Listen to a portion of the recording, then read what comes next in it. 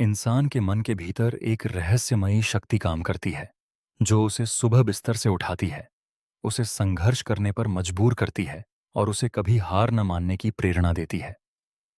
यही शक्ति है प्रेरणा, जिसे हम मोटिवेशन कहते हैं। लेकिन क्या आपने कभी सोचा है कि यह शक्ति आती कहाँ से है? क्यों कोई व्यक्ति असफलता के बाद भी उठ खड़ा होता है और कोई एक छोटी सी ठोकर से ही टूट जाता है? इस किताब में हम इंसान की प्रेरणा के पीछे छुपे कोड को समझेंगे, उस गुप्त भाषा को जो हमारे दिमाग में लिखी हुई है।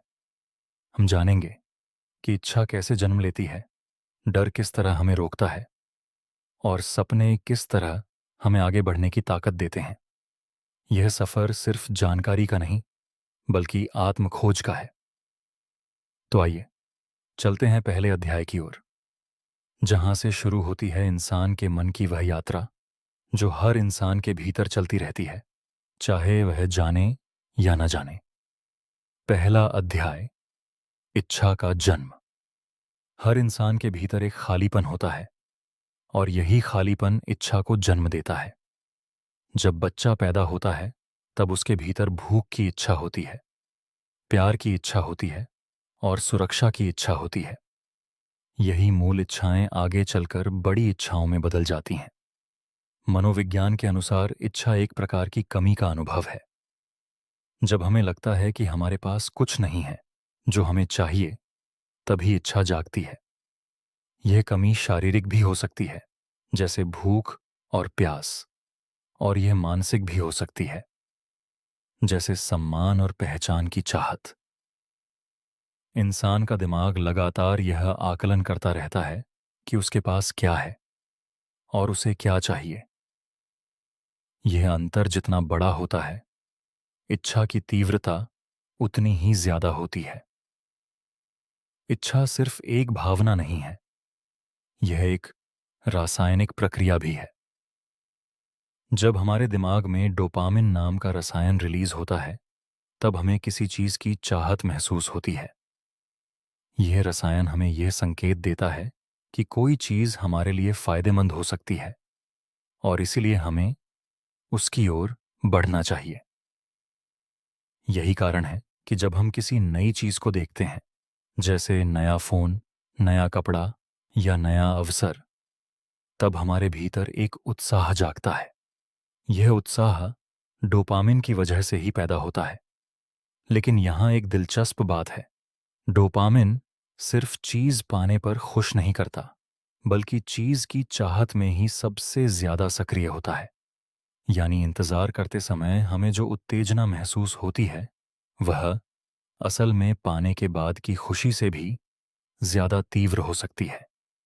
इच्छा का एक और महत्वपूर्ण पहलू है तुलना।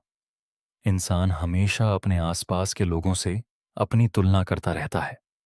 जब हम किसी को अपने से बेहतर स्थिति में देखते हैं, तब हमारे भीतर एक नई इच्छा जन्म लेती है। यह इच्छा हमें आगे बढ़ने की प्रेरणा देती है, लेकिन कभी-कभी यह जलन और असंतोष में भी बदल सकती है। यही कारण है कि सामाजिक माध्यमों पर दूसरों की सफलता देखकर हमारे भीतर कई बार मिश्रित भावनाएं पैदा होती हैं। एक तरफ प्रेरणा मिलती है और दूसरी तरफ खुद को कमतर समझने का भाव भी आ सकता है। इच्छा को समझने के लिए हमें यह भी जानना होगा कि यह कभी स्थिर नहीं रहती। जैसे ही एक इच्छा पूरी होती है, उसके पीछे दूसरी इच्छा खड़ी हो जाती है। इसे मनोविज्ञान में हेडोनिक ट्रेडमिल कहा जाता है, यानी खुशी की वह दौड़ जिसमें हम हमेशा आगे की ओर भागते रहते हैं, लेकिन कभी पूरी तरह संतुष्ट नहीं हो पाते। यह समझना जरूरी है, क्योंकि इससे हमें यह पता चलता है कि बाहरी चीजों से मिलने वाली खुशी अस्थायी होती है और स्थायी संतोष के लिए हमें अपने भीतर झांकना पड़ता है। दूसरा अध्याय, डर की भूमिका। डर इंसान के सबसे पुराने और सबसे शक्तिशाली भावों में से एक है। यह हमारे अस्तित्व की रक्षा के लिए बना है। जब हमारे पूर्वज जंगलों में रहते थे, तब डर ही उन्हें खतरों से बचाता था। आज भले ही हम जंगली जानवरों से नहीं डरते, लेकिन डर का वह पुराना तंत्र अभी भी हमारे दिमाग में सक्रिय है। आज हम असफलता से डरते हैं, अस्वीकृति से डरते हैं और अनजान भविष्य से डरते हैं। यह डर हमें कई बार आगे बढ़ने से रोक देता है। डर की दो तरह की भूमिका होती है। एक तरफ यह हमें सावधान करता है और गलत फैसलों से बचाता है। दूसरी तरफ, जब यह जरूरत से ज्यादा बढ़ जाता है, तब यह हमें पूरी तरह से रोक देता है। जो लोग बड़े लक्ष्य हासिल करते हैं, वे डर को खत्म नहीं करते, बल्कि उसके साथ चलने का तरीका सीख लेते हैं। वे जानते हैं कि डर एक संकेत है, न कि एक आदेश। डर यह बताता है कि आगे कोई महत्वपूर्ण चीज है जिसके लिए सतर्क रहना जरूरी है, लेकिन इसका मतलब यह नहीं कि उस दिशा में कदम ही न बढ़ाया जाए। बहुत बार हम जिस चीज से डरते हैं वह असल में उतनी खतरनाक नहीं होती जितना हमारा दिमाग उसे दिखाता है। दिमाग हमेशा सबसे बुरी संभावना की कल्पना करता है ताकि वह हमें सुरक्षित रख सके। इस प्रवृत्ति को नकारात्मक पूर्वाग्रह कहा जाता है, यानी हम बुरी घटनाओं को अच्छी घटनाओं से ज्यादा महत्व देते हैं। यही कारण है कि एक आलोचना हमें 10 प्रशंसाओं से ज्यादा प्रभावित करती है। यह समझना जरूरी है, क्योंकि इससे हम अपने डर को सही नजरिए से देख पाते हैं। जो लोग जीवन में आगे बढ़ते हैं, वे एक खास तरीका अपनाते हैं। वे छोटे छोटे कदम उठाते हैं। जब डर बहुत बड़ा लगता है, तब उसे छोटे टुकड़ों में बांटना सबसे कारगर तरीका है। एक बड़ा लक्ष्य डरावना लगता है, लेकिन उसी लक्ष्य का पहला छोटा कदम इतना डरावना नहीं लगता। इसी तरह धीरे धीरे आगे बढ़ते हुए बड़े डर पर भी विजय पाई जा सकती है। तीसरा अध्याय, सपनों की शक्ति। सपना वह चित्र है जो हम अपने भविष्य के बारे में अपने मन में बनाते हैं। यह चित्र जितना स्पष्ट होता है, उतनी ही ज्यादा प्रेरणा वह हमें देता है। जो लोग अपने सपनों को सिर्फ सोचते हैं, वे अक्सर उन्हें भूल जाते हैं। लेकिन जो लोग अपने सपनों को लिखते हैं, बोलते हैं और बार बार याद करते हैं, उनके लिए वह सपना एक लक्ष्य बन जाता है। दिमाग को स्पष्टता पसंद है। जितना स्पष्ट लक्ष्य होगा, उतना ही दिमाग उसे पाने का रास्ता खोजने में सक्रिय रहेगा। सपनों की एक खास बात यह है कि वे हमें वर्तमान की कठिनाइयों से ऊपर उठने की ताकत देते हैं। जब कोई व्यक्ति मुश्किल हालात से गुजर रहा होता है, तब एक स्पष्ट सपना उसे यह याद दिलाता रहता है कि यह स्थिति स्थायी नहीं है। यही उम्मीद उसे संघर्ष जारी रखने की ताकत देती है। इतिहास में ऐसे कई उदाहरण मिलते हैं जहां बेहद कठिन परिस्थितियों में रहने वाले लोगों ने सिर्फ अपने सपनों के बल पर असंभव को संभव बना दिया। लेकिन सिर्फ सपना देखना काफी नहीं है। सपने को हकीकत में बदलने के लिए उसे छोटे लक्ष्यों में बांटना पड़ता है। एक बड़ा सपना बिना योजना के सिर्फ कल्पना बनकर रह जाता है। इसीलिए जरूरी है कि हर बड़े सपने के पीछे एक स्पष्ट योजना हो, जिसमें यह तय हो कि अगला कदम क्या है। यही छोटे कदम मिलकर एक दिन उस बड़े सपने को पूरा करते हैं। सपनों की शक्ति का एक और पहलू है उन्हें दूसरों के साथ साझा करना। जब हम अपने सपने किसी ऐसे व्यक्ति के साथ साझा करते हैं जो हमें समझता है और हमारा समर्थन करता है, तब हमारी प्रतिबद्धता बढ़ जाती है। यह सामाजिक जुड़ाव हमें उस सपने के प्रति और जिम्मेदार बनाता है, क्योंकि अब हम सिर्फ अपने लिए नहीं, बल्कि उस भरोसे के लिए भी आगे बढ़ना चाहते हैं जो किसी ने हम पर रखा है। चौथा अध्याय, आंतरिक और बाह्य प्रेरणा। प्रेरणा के दो मुख्य स्रोत होते हैं, एक आंतरिक और एक बाह्य। आंतरिक प्रेरणा वह होती है जो किसी काम को करने में मिलने वाले आनंद से आती है। जब कोई व्यक्ति सिर्फ इसीलिए कोई काम करता है क्योंकि उसे वह काम करने में मजा आता है, तब यह आंतरिक प्रेरणा कहलाती है। दूसरी तरफ बाह्य प्रेरणा वह होती है जो बाहरी पुरस्कार या दंड से जुड़ी होती है, जैसे पैसा, प्रशंसा या सजा का डर। शोध बताते हैं कि आंतरिक प्रेरणा ज्यादा स्थायी और गहरी होती है। जो लोग सिर्फ पैसे या प्रशंसा के लिए काम करते हैं, वे अक्सर तब रुक जाते हैं जब वह पुरस्कार मिलना बंद हो जाता है। लेकिन जो लोग किसी काम को इसीलिए करते हैं क्योंकि वह काम उनकी आत्मा को संतोष देता है, वे उस काम में लंबे समय तक डटे रहते हैं, चाहे बाहरी पुरस्कार मिले या न मिले। आंतरिक प्रेरणा को बढ़ाने के लिए 3 चीजें जरूरी मानी जाती हैं: स्वायत्तता, निपुणता और उद्देश्य। स्वायत्तता का मतलब है अपने काम पर खुद का नियंत्रण महसूस करना। निपुणता का मतलब है अपने कौशल में लगातार सुधार होने का अनुभव। और उद्देश्य का मतलब है यह महसूस करना कि हमारा काम किसी बड़े लक्ष्य से जुड़ा हुआ है। जब ये 3 चीजें मौजूद होती हैं, तब इंसान बिना किसी बाहरी दबाव के भी लगातार आगे बढ़ता रहता है। बाह्य प्रेरणा को पूरी तरह नकारा नहीं जा सकता, क्योंकि शुरुआती दौर में यह बहुत उपयोगी होती है। जैसे एक छात्र शुरुआत में अच्छे अंक पाने के लिए पढ़ता है, लेकिन धीरे धीरे उसे विषय में रुचि आने लगती है और फिर वह सीखने के आनंद के लिए पढ़ने लगता है। इस तरह बाह्य प्रेरणा एक शुरुआती सीढ़ी का काम कर सकती है, जो आगे चलकर आंतरिक प्रेरणा में बदल जाती है। 5वां अध्याय, आदतों का जाल। मनुष्य का जीवन बड़े हिस्से में आदतों से चलता है। हम जो भी काम रोज करते हैं, वह धीरे धीरे एक स्वचालित प्रक्रिया बन जाता है, जिसमें ज्यादा सोचने की जरूरत नहीं पड़ती। यही कारण है कि सुबह उठकर ब्रश करना, चाय बनाना या मोबाइल चेक करना, ये सब बिना ज्यादा प्रयास के हो जाता है। आदतें हमारे दिमाग की ऊर्जा बचाने का एक तरीका है। हर आदत एक 3 चरणों वाले चक्र में काम करती है: संकेत, क्रिया और इनाम। पहले कोई संकेत मिलता है, जैसे तनाव महसूस होना। फिर हम कोई क्रिया करते हैं, जैसे मीठा खाना, और फिर हमें एक इनाम मिलता है, जैसे अस्थायी राहत। यही चक्र बार बार दोहराने से एक मजबूत आदत बन जाता है। प्रेरणा को समझने के लिए आदतों को समझना बहुत जरूरी है, क्योंकि अक्सर हमारी असफलता का कारण प्रेरणा की कमी नहीं, बल्कि गलत आदतें होती हैं। नई आदत बनाने के लिए सबसे कारगर तरीका है उसे बहुत छोटे रूप में शुरू करना। जब हम किसी नई आदत को बहुत आसान बना देते हैं, तब दिमाग उसे अपनाने में ज्यादा प्रतिरोध नहीं करता। उदाहरण के लिए, अगर कोई व्यक्ति रोज किताब पढ़ने की आदत बनाना चाहता है, तो शुरुआत में सिर्फ एक पन्ना पढ़ने का लक्ष्य रखना ज्यादा असरदार होता है, बजाय इसके कि शुरुआत में ही एक पूरी किताब पढ़ने का लक्ष्य रख लिया जाए।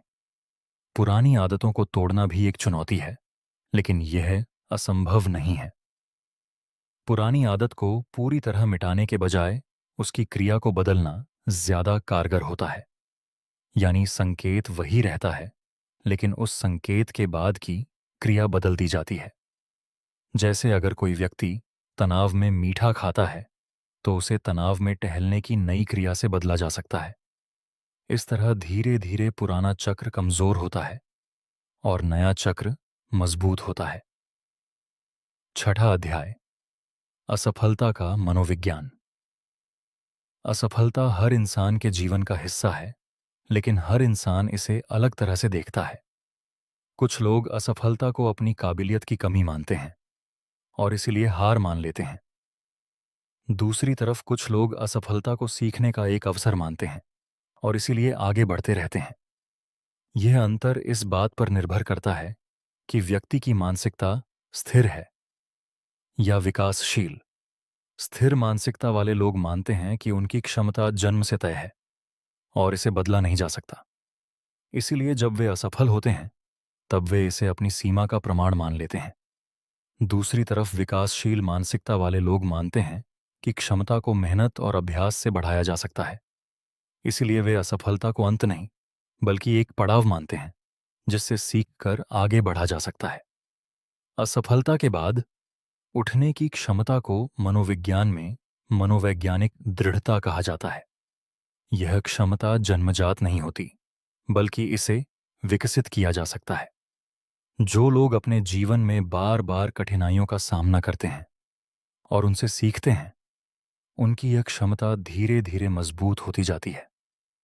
यही कारण है कि कई बड़े सफल लोगों के जीवन में शुरुआत में बहुत सी असफलताएं मिलती हैं, लेकिन उन्होंने हर असफलता से कुछ सीखा और आगे बढ़ते रहे।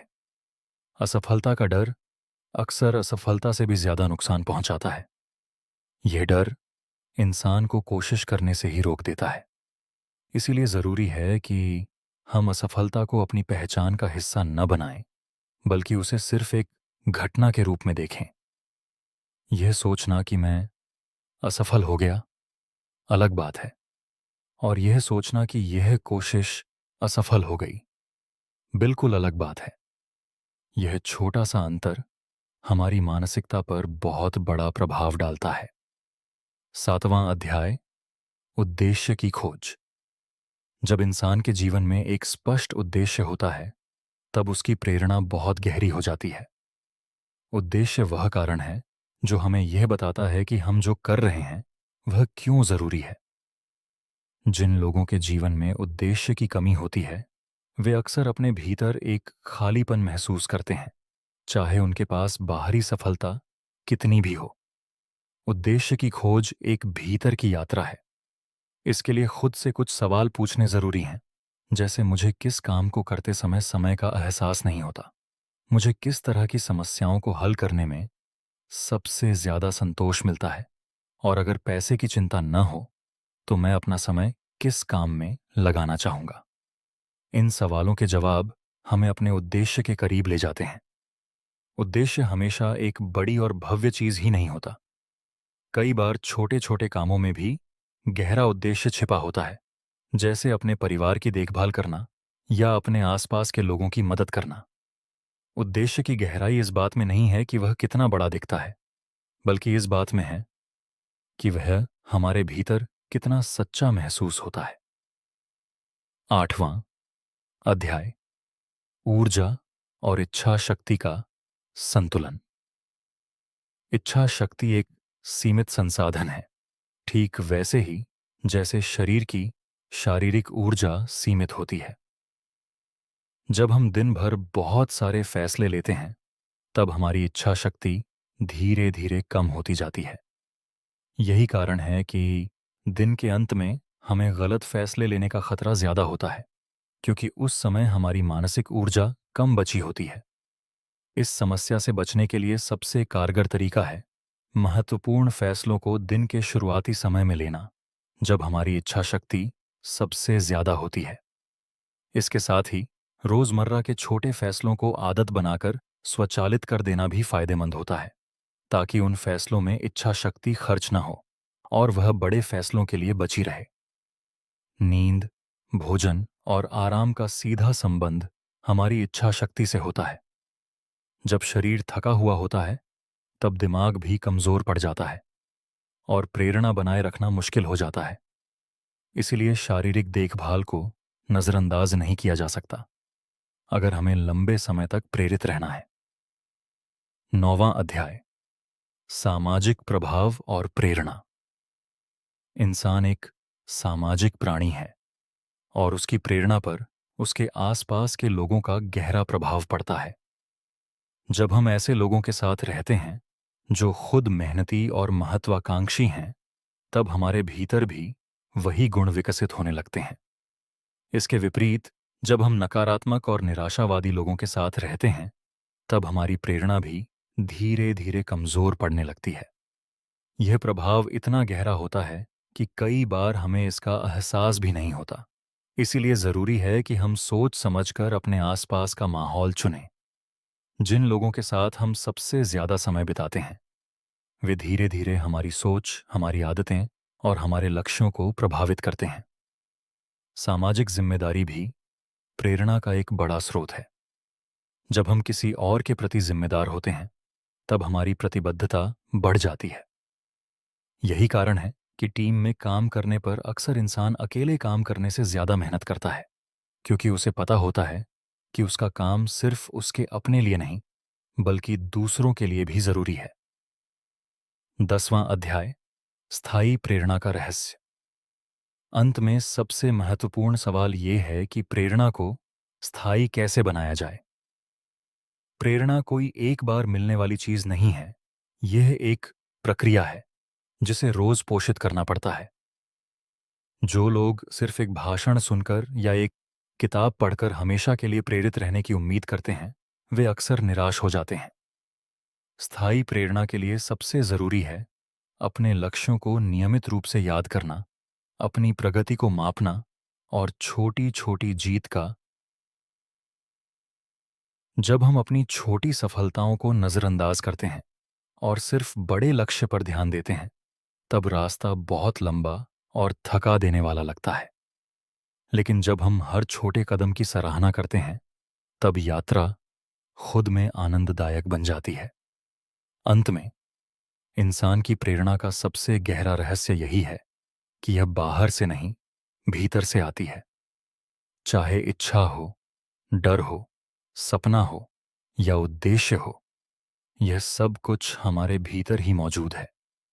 हमें सिर्फ इसे पहचानने और इसका सही दिशा में उपयोग करने की कला सीखनी है। जिस दिन हम अपने भीतर की इस शक्ति को समझ लेते हैं, उस दिन से हमारा जीवन एक नई दिशा की ओर बढ़ने लगता है और हम वह बन जाते हैं जो हम बनना चाहते थे। परिचय। कल्पना करें कि आप एक ऐसे कमरे में खड़े हैं जहां 20 लोग बैठे हैं और जैसे ही आप बोलना शुरू करते हैं, हर आंख आप पर टिक जाती है, हर कान आपकी आवाज की ओर मुड़ जाता है। यह जादू नहीं है, यह एक कोड है। एक ऐसा कोड जिसे इतिहास के हर बड़े नेता ने, हर प्रभावशाली व्यक्ति ने, चाहे जाने या अनजाने, समझा और इस्तेमाल किया है। नेतृत्व और प्रभाव कोई जन्मजात उपहार नहीं है, यह एक भाषा है और हर भाषा की तरह इसे सीखा जा सकता है। इस पूरी किताब में हम उस छिपी हुई संरचना को उजागर करेंगे जो इंसानों को एक दूसरे का अनुसरण करने पर मजबूर करती है, जो भरोसा पैदा करती है, जो शब्दों से परे संबंध बनाती है। हम देखेंगे कि कैसे एक साधारण व्यक्ति असाधारण प्रभाव की शक्ति अर्जित करता है, कैसे शब्द, मुद्रा, समय और भावना मिलकर एक ऐसा प्रभाव क्षेत्र बनाते हैं जिसमें लोग स्वेच्छा से खींचे चले आते हैं। यह यात्रा मनोविज्ञान की गहराइयों से शुरू होती है और धीरे धीरे व्यावहारिक नेतृत्व कौशल की ओर बढ़ती है। पहला अध्याय हमें उस मूल सत्य से परिचित कराता है जिस पर पूरा प्रभाव और नेतृत्व का ढांचा खड़ा है, आत्मस्पष्टता की शक्ति से। अध्याय 1। आत्मस्पष्टता की शक्ति। जो व्यक्ति स्वयं को नहीं जानता, वह कभी किसी और का नेतृत्व नहीं कर सकता। यह एक ऐसा सत्य है जिसे अक्सर अनदेखा कर दिया जाता है, क्योंकि लोग मानते हैं कि नेतृत्व का संबंध केवल दूसरों को प्रभावित करने से है। लेकिन सच्चाई इससे कहीं गहरी है। जब आप अपने भीतर स्पष्ट होते हैं, अपने मूल्यों के प्रति, अपने उद्देश्य के प्रति, अपनी सीमाओं के प्रति, तब आपके शब्दों में एक अलग तरह का वजन आ जाता है। लोग उस वजन को महसूस करते हैं, भले ही वे इसे शब्दों में बयान न कर सकें। एक नेता जो हर समय अपनी राय बदलता रहता है, जो हर हवा के साथ झुक जाता है, वह कभी भरोसा नहीं जीत पाता। इसके विपरीत, जो व्यक्ति अपने सिद्धांतों पर टिका रहता है, चाहे परिस्थितियां कितनी भी कठिन हों, वह स्वाभाविक रूप से एक चुंबकीय उपस्थिति विकसित कर लेता है। आत्मस्पष्टता का पहला स्तर है अपनी प्रेरणाओं को समझना। आप जो कर रहे हैं, वह क्यों कर रहे हैं? यह प्रश्न जितना सरल लगता है, उतना सरल है नहीं। अधिकांश लोग अपने पूरे जीवन में इस प्रश्न का सामना ही नहीं करते। वे दूसरों की अपेक्षाओं को अपना उद्देश्य मान लेते हैं, समाज की परिभाषा को अपनी सफलता मान लेते हैं। लेकिन एक सच्चा नेता रुकता है और स्वयं से पूछता है, मैं यह क्यों कर रहा हूं? इसका मेरे लिए क्या अर्थ है? जब यह स्पष्टता आती है, तब निर्णय लेना आसान हो जाता है, क्योंकि हर निर्णय एक केंद्रीय उद्देश्य से जुड़ा होता है।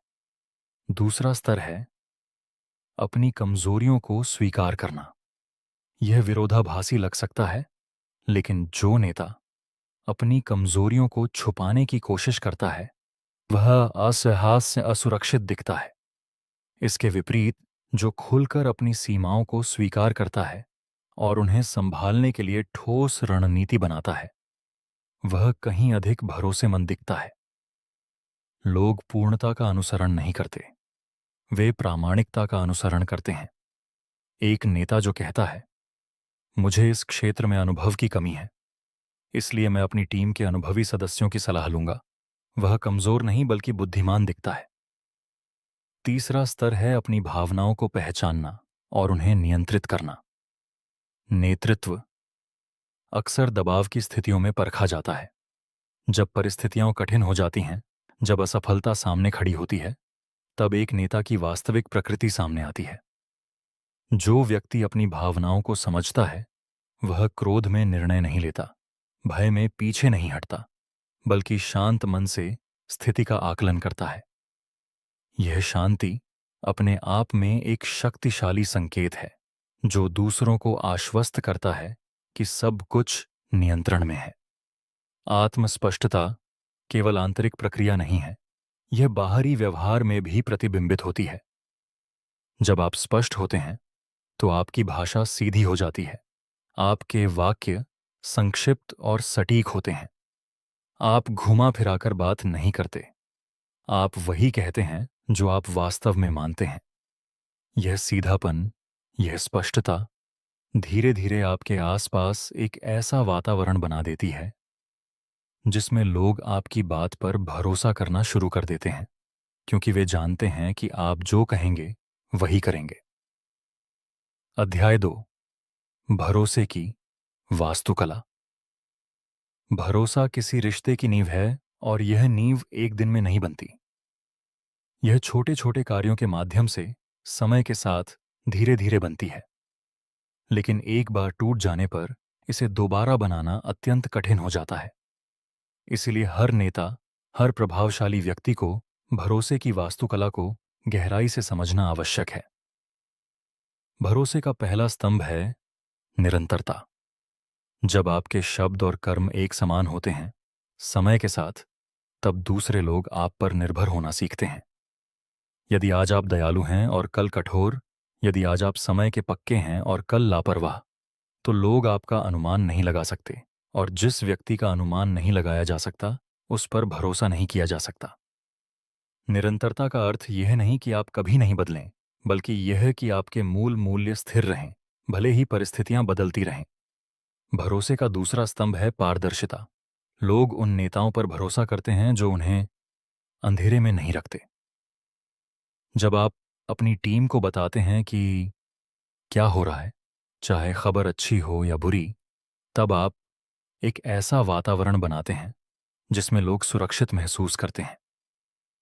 पारदर्शिता का अर्थ यह नहीं कि आप हर गुप्त जानकारी साझा करें, बल्कि यह कि आप आवश्यक बातों को छुपाएं नहीं, और जब गलतियां हों तो उन्हें स्वीकार करें। भरोसे का तीसरा स्तंभ है सक्षमता। लोग उन नेताओं का अनुसरण करते हैं जो जानते हैं कि वे क्या कर रहे हैं। यह आवश्यक नहीं कि आप हर क्षेत्र के विशेषज्ञ हों, लेकिन यह आवश्यक है कि आप निरंतर सीखते रहें, अपने क्षेत्र में बेहतर होते रहें, और जब आवश्यकता हो तो विशेषज्ञों की सलाह लें।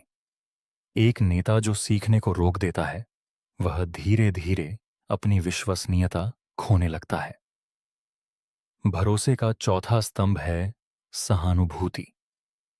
जब आप दूसरों की भावनाओं को समझते हैं, उनकी चिंताओं को गंभीरता से लेते हैं, तब वे अनुभव करते हैं कि आप उनकी परवाह करते हैं। यह परवाह ही वह आधार है जिस पर गहरा भरोसा खड़ा होता है। लोग केवल सक्षम नेताओं का अनुसरण नहीं करते, वे उन नेताओं का अनुसरण करते हैं जो उन्हें सच में समझते हैं, जो उनकी कठिनाइयों को महसूस करते हैं। भरोसा बनाने की एक महत्वपूर्ण तकनीक है छोटे वादों को पूरा करना। बड़े वादे आकर्षक लगते हैं, लेकिन वे दूर के भविष्य में होते हैं और तुरंत परखे नहीं जा सकते। छोटे वादे, जैसे समय पर मिलना, कहे गए काम को कहे गए समय पर पूरा करना, ये तुरंत परखे जाते हैं, और जब आप इन्हें लगातार पूरा करते हैं, तब आपकी विश्वसनीयता तेजी से बढ़ती है। हर इंसान के भीतर एक गुप्त कोड छिपा होता है, जो उसे सुबह बिस्तर से उठने की वजह देता है, जो उसे संघर्ष करने के लिए प्रेरित करता है, जो उसे हार के बाद भी दोबारा खड़ा होने की ताकत देता है। यही कोड है ह्यूमन मोटिवेशन कोड। यह कोई जादू नहीं है, यह कोई किस्मत भी नहीं है। यह एक विज्ञान है, एक मनोवैज्ञानिक रचना है, जिसे समझकर कोई भी व्यक्ति अपने जीवन की दिशा बदल सकता है।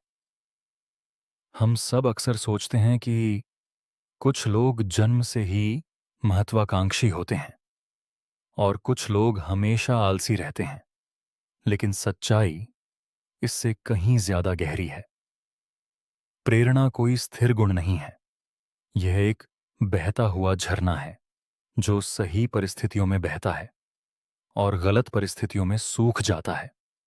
इस किताब में हम उस झरने के स्रोत तक जाएंगे। हम समझेंगे कि इंसान के भीतर इच्छा कैसे जन्म लेती है, डर कैसे काम करता है, इनाम का लालच मस्तिष्क को कैसे नियंत्रित करता है और आदतें किस तरह हमारी नियति तय करती हैं। आइए इस यात्रा की शुरुआत करते हैं और चलते हैं पहले अध्याय की ओर, जहां हम जानेंगे कि प्रेरणा का असली जन्म कहां से होता है। अध्याय 1। इच्छाओं की उत्पत्ति। हर कार्य के पीछे एक इच्छा होती है और हर इच्छा के पीछे एक खालीपन होता है जिसे इंसान भरना चाहता है। यह खालीपन कभी शारीरिक होता है, जैसे भूख और प्यास, और कभी यह मानसिक होता है, जैसे प्रेम की चाह, सम्मान की चाह या सुरक्षा की चाह। मनोवैज्ञानिकों ने वर्षों के अध्ययन के बाद यह पाया कि मानव की इच्छाएं एक पिरामिड के रूप में व्यवस्थित होती हैं। सबसे नीचे होती हैं बुनियादी जरूरतें, जैसे भोजन, पानी और नींद। उसके ऊपर होती है सुरक्षा की इच्छा, जिसमें वित्तीय स्थिरता और शारीरिक सुरक्षा शामिल है। फिर आती है संबंधों की इच्छा, जिसमें प्रेम, मित्रता और अपनेपन का भाव होता है। उसके बाद आता है सम्मान की इच्छा, जिसमें आत्मसम्मान और दूसरों से मिलने वाली प्रतिष्ठा शामिल है।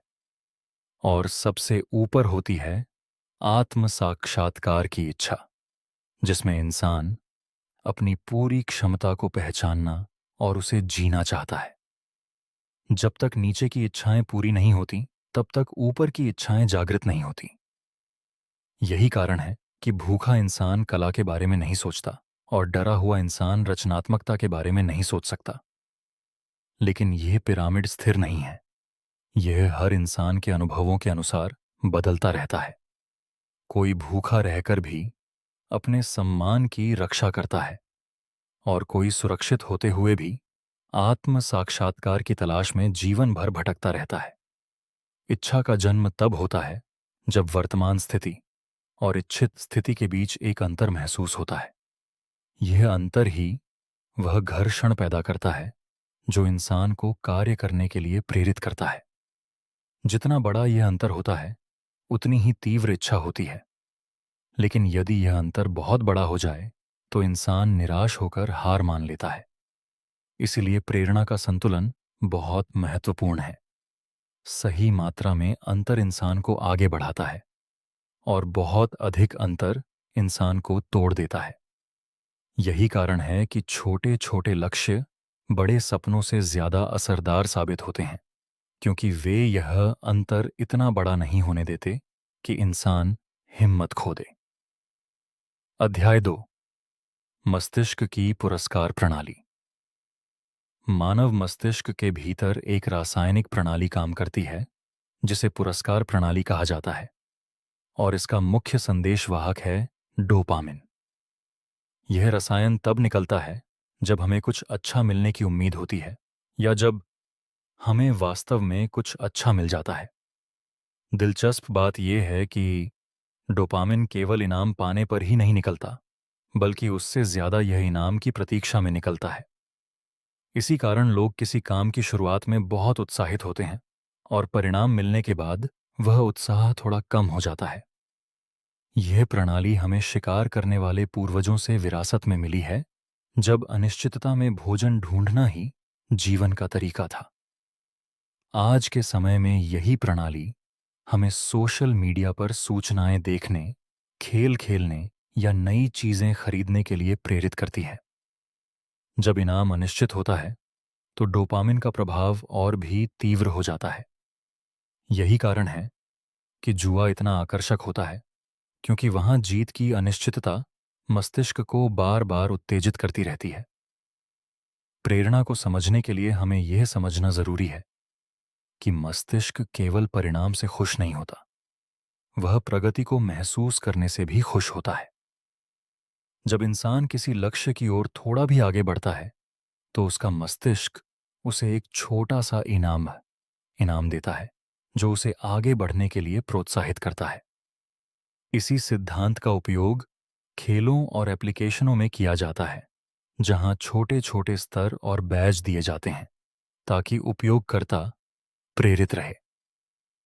यदि हम अपने जीवन में भी अपने बड़े लक्ष्यों को छोटे छोटे पड़ावों में बांट दें, तो हम अपने मस्तिष्क की इस प्राकृतिक प्रणाली का सही उपयोग कर सकते हैं और निरंतर प्रेरित रह सकते हैं।